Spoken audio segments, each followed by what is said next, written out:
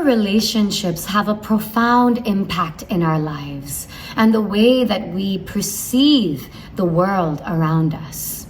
This is why growing up, my mom was always concerned about who I was spending time with, who am I going out with tonight, right? And I think as a parent, I would too, because who we spend time with is who we become. And the good news about this is we can, right now in this present moment, also use our relationships as a way to practice and build certain traits like patience, compassion, wisdom, expansiveness, confidence. So welcome to day 13, Embodying Inspiration.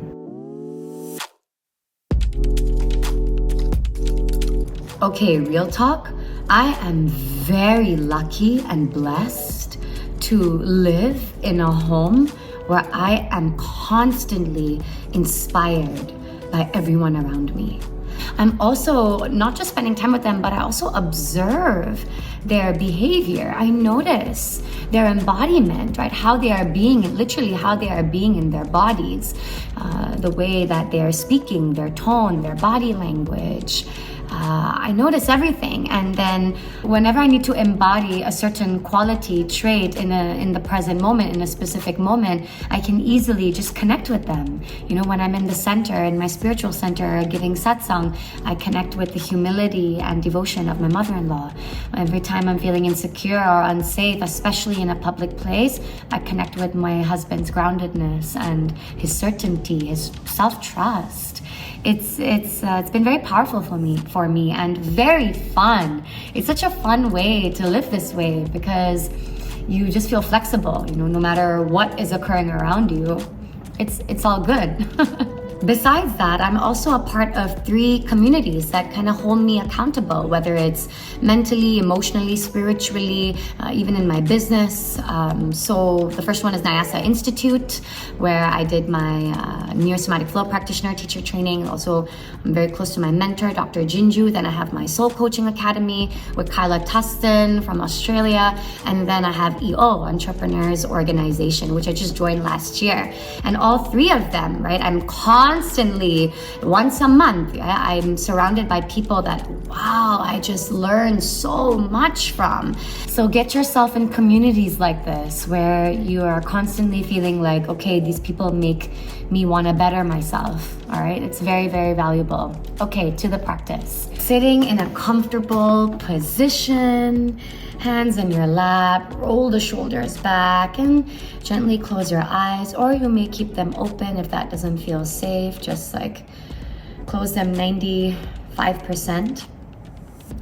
And bring to mind a quality, a trait, a way of being that you wish to embody more in your life.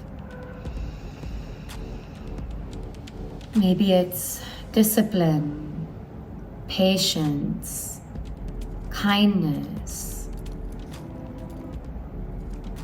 determination, wisdom, whatever it is. And if it's kind of hard to connect, maybe place a hand on your heart, take a deep breath in.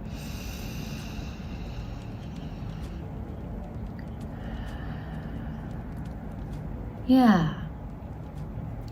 And then from here, bring to mind a person in your life right now, someone that you have access to that embodies this quality in a way that you feel, you know, yeah, wow, that's definitely one of the words in how I would describe that person, right?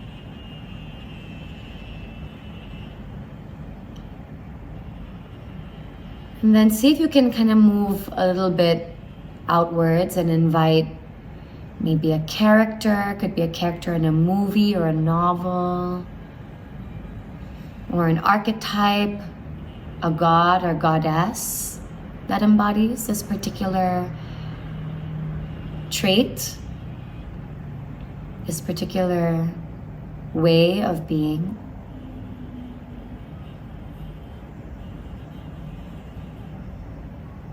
And then stretch even more further and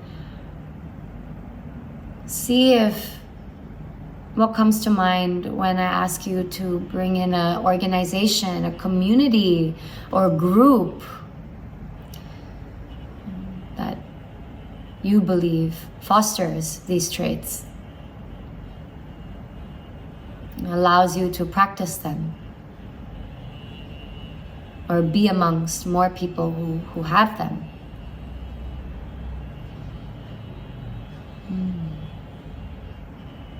Big breath in, big breath out. Open up your eyes. Write all of your reflections down, what came up for you, who you saw. And now what we're gonna do is, even with our eyes open, we can connect this way. It's always good to connect this way because most of our life, waking life at least, conscious life is lived with our eyes open. So while you're seeing those names on that page, for me it's discipline. So my words are like Muji, Bruce Lee, my husband, Mohit, right? Notice what comes to you, what kind of feelings come to you as you bring these people to your mind, and then see if that can influence your posture in a way, your breathing, the way that you are sitting right now, or the way that you are standing, your gaze, even the way that you are engaging with me right now, with this video. And notice the difference between how you are now and before this practice, and set the intention to continue this day, the entire day, working on embodying this quality, this certain way of being, whilst bringing to mind these people that inspire you. All this inspiration coming from the outside. If you feel like you are someone that forgets a lot, you can really quickly go into autopilot, you're not so present throughout the day, then I would suggest even setting some alarms. Maybe 5 alarms are good. So every time you hear the alarm, you're like, okay, let me bring these people to mind and bring that quality, that way of being to mind. The second part of this practice is, remember the first person you thought about, the person that's in your life right now? Hang out with them more.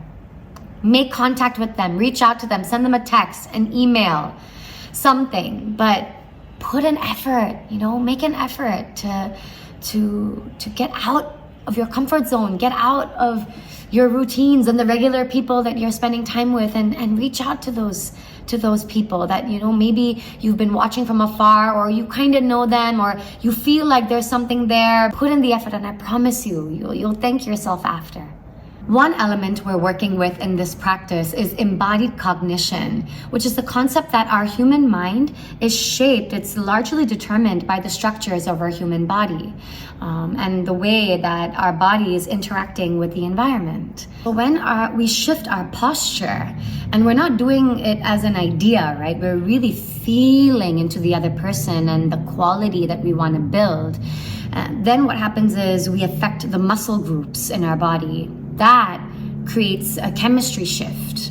And then the change in chemistry allows different parts of the brain to light up, which creates a different state of being.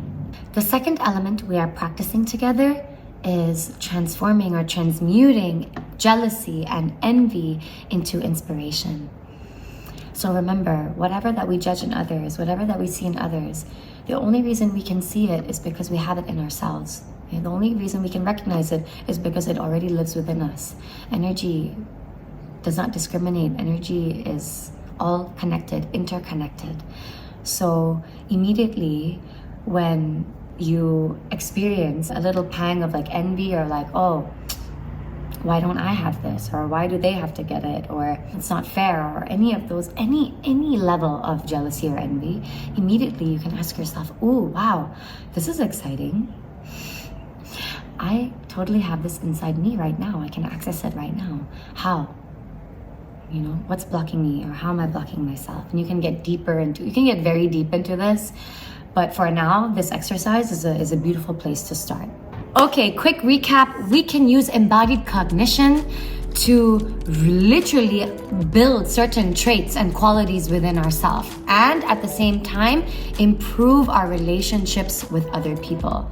Every time that we put ourselves in environments where we are surrounded by inspiration, people that inspire us, whether it is to eat better, to work out more, to stop smoking, to whatever it is, as long as we continue to design our life that way, the motivation, it's coming from outside of you in different ways, different people, different backgrounds, different stories, different experiences, different conversations. So yeah, I hope you really enjoyed this practice. Share it with a friend, and I hope to see you in the next video. Bye.